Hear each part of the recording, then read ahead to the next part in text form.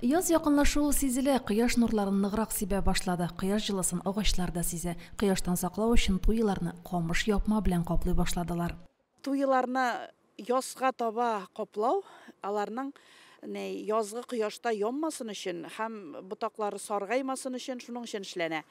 Иртә башлыйбыз моны, чөнки уже кояш кыздыра башлады. Ул кардан чагыла да һәм ботакларын яндыра, саргайта. Мөслимнең үзәк урамында гына да йөзләп туй үсә. Камыш япманы да беренче булып алар кие. Чөнки агачларга күләгә төшми, үзәк урамда көн дәвамында кояшлы. Камыш япманы яшелләндерү һәм төзекләндерү үзәгендә эшләүчеләр үзләре әзерли. Кыш дәвамында ак буеннан камыш җыеп, япма үрәләр. Кыш көне кызлар әле кар гына көрәмәде инде, шушы маталарны да үрделәр. Алдагы елдагы үрелгәннәре бәләкәй туйларга ярый.